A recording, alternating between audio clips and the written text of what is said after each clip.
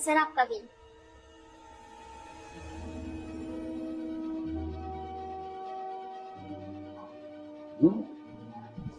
मेरा वॉलेट?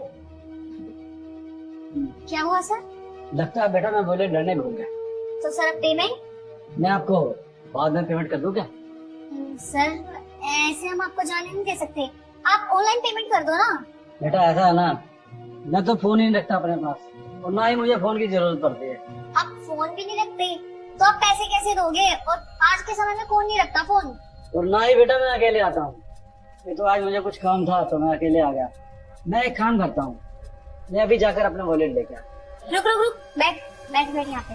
तूने क्या हम रेस्टोरेंट वाले को क्या बेवकूफ समझ रखा है कि तू जो भी बोलेगा और हम उस पर भरोसा कर लेंगे? चुपचाप से पैसे दे तब जाएगा यहाँ से तू। बेटा आप कैसे बोल रहे हो? इतनी बदतमीजी से आप मेरे से बात कर रहे हो? बिल्कुल सही तरीके से बात कर रही हूँ मैं तेरे से। अगर तू पैसे नहीं देगा ना तो मैं तुझसे ऐसी बातें करूंगी। अबे तेरे जैसे ना बहुत लोग आते हैं यहाँ पे जो ऐसे अच्छे कपड़े पहन के बैठ जाते हैं और सोचते हैं कि तुम्हें कोई पहचानेगा नहीं और फ्री का खा के निकल लोगे। नहीं, आपको क्या लगता है कि मैं इतने बड़े रेस्टोरेंट में खाना खाकर फ्री से भाग जाऊंगा? क्या खाना खाने के बाद मेरे बिल देने की भी औकात नहीं है क्या? हाँ नहीं दे सकता, पता है मुझे। और अगर तू दे सकता ना तो ऐसे झूठे मूठे बहाने नहीं बनाता। और मेरे को तो लगता है तू ये सूट भी किराए पे लेके आया है। देखो बेटा अब आप बस करो, इतनी ज्यादा बदतमीजी ना करो मेरे साथ। आपको मालूम नहीं है कि मैं कौन हूँ? अबे कौन है तू जिसकी खाने के पैसे देने तक की औकात नहीं है? कौन ही होगा वो?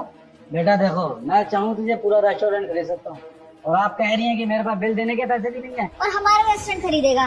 अबे पहले बिल तो पे कर दे। देख पैसे दे रहा है या मैं पुलिस को फोन करूँ? अच्छा ठीक है, पुलिस की धमकी दे रही हो? जाओ फोन कर लो पुलिस को, जाओ।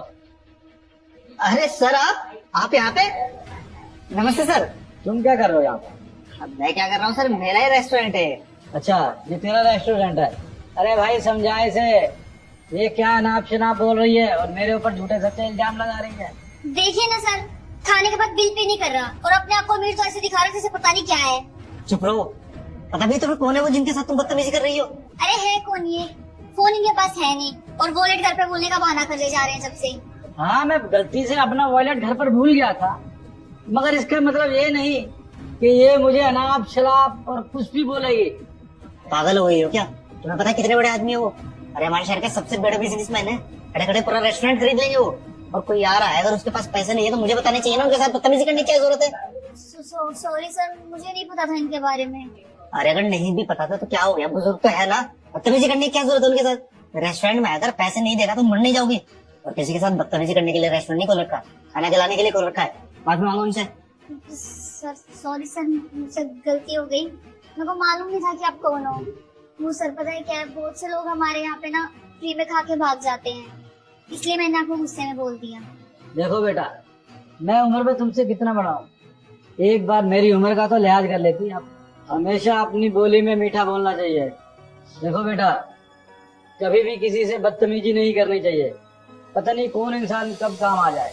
अच्छा देखो, बदतमीजी करने का अंजाम, अभी तुम्हारी नौकरी भी जा सकती थी, इस बार छोड़ रहे हैं। आगे से कभी भी किसी के साथ बदतमीजी मत करना। जी सर, इस बार मुझे समझ में आ गया, आगे से ऐसी गलती कभी नहीं होगी। जवाब सर सॉरी, बाकी आप जाइए, बिल का मैं देख लूंगा। ठीक है बेटा, थैंक यू।